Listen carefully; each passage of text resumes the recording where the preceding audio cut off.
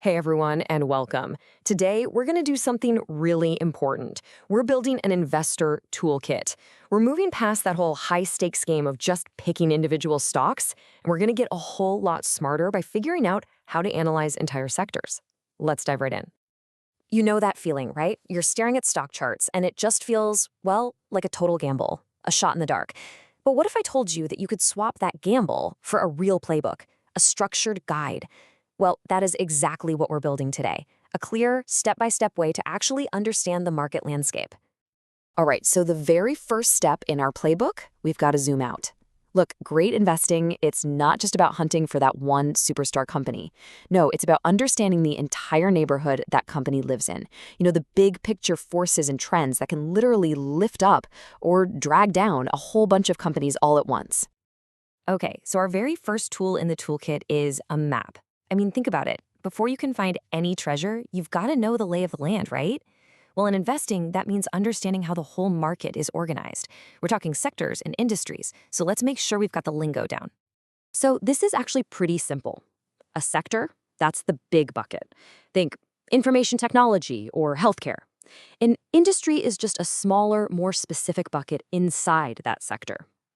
Now, you'll hear people use these terms interchangeably all the time, but the real difference just comes down to how deep, how granular you want to get in your analysis. Let's take a real-world example, the financial services sector. That's a huge category, right?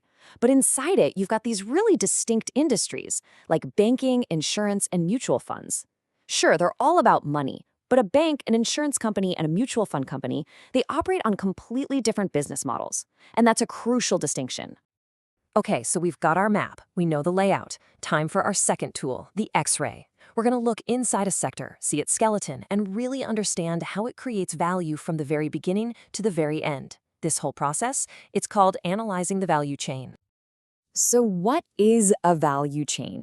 Just think of it as the complete life story of a product.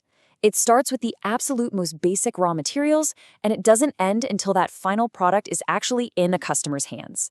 And by breaking down that journey step by step, we can see exactly where the costs are, and more importantly, where the real value is being created. Let's make this super concrete. Think about the textile industry, the journey of a t-shirt, for example. It starts with growing the cotton, that's fiber production.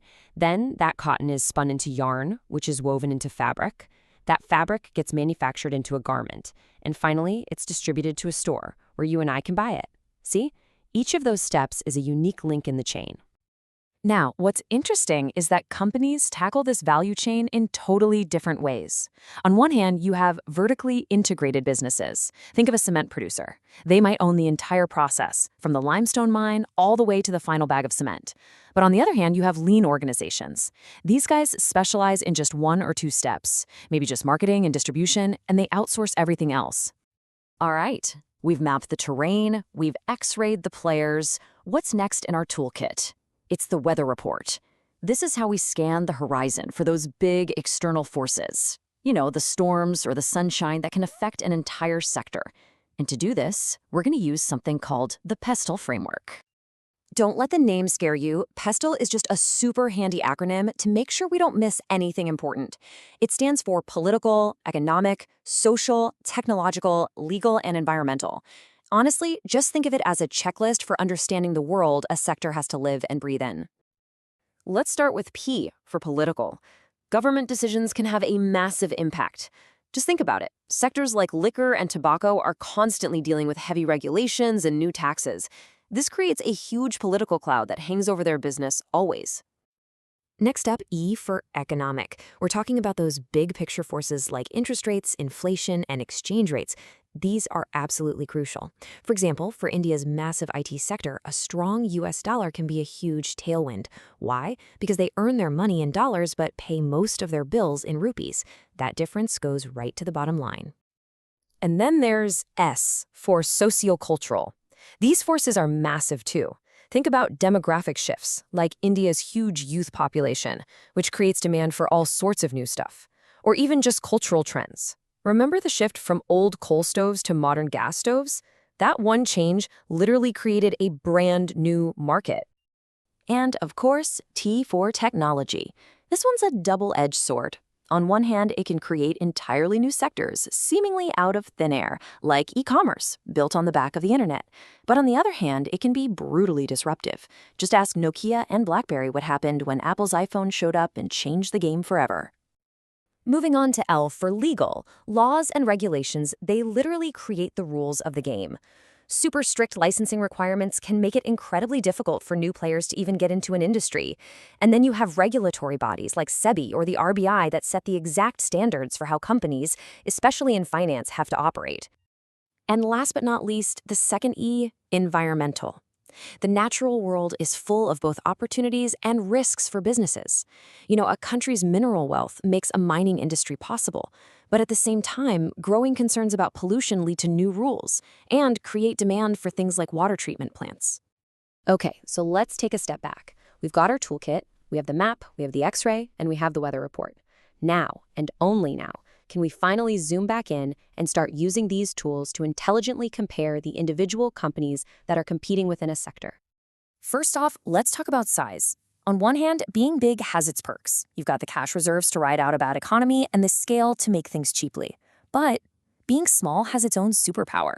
You can be way more agile, you can move faster, and you can disrupt an entire industry because the big guys, well, they don't even see you coming. At least not at first. Age is another huge factor. Think about an old, established company. It has these deep networks of suppliers and distributors that have been built up over decades. That's a huge advantage. But then, a brand new company can storm in with a ton of venture capital and better technology, just like Ola and Uber did when they completely turned the traditional taxi industry on its head. And finally, focus is absolutely critical. Just look at the car industry for a perfect example. Maruti Suzuki and Mercedes. Sure, they're both car companies, but are they really competitors? No way. Maruti is all about the mass market, selling millions of affordable cars. Mercedes is laser-focused on the luxury market. Their entire strategy, everything from manufacturing to marketing, is dictated by who their customer is. Okay, so after all this hard work, after using our map, our X-ray, and our weather report, there is one final golden rule, and you absolutely cannot forget this one. In fact, it might just be the most important part of this whole playbook. And here it is. This is the crucial point. You can do all the research, find the absolute best company in the most amazing sector, but a good business bought at a high price is almost always a bad investment. It's that simple. If you overpay, you can still lose money. See, all the analysis we've done tells you what to buy, but valuation tells you when to buy, and that difference is everything. So there you have it, a complete toolkit to help you analyze sectors in a much smarter way. You now have a framework to map the market, to understand how it really works on the inside, and to scan for those big forces on the outside. So the question really isn't just, which stock should I pick anymore? The real question is, which sector are you going to put under the microscope first?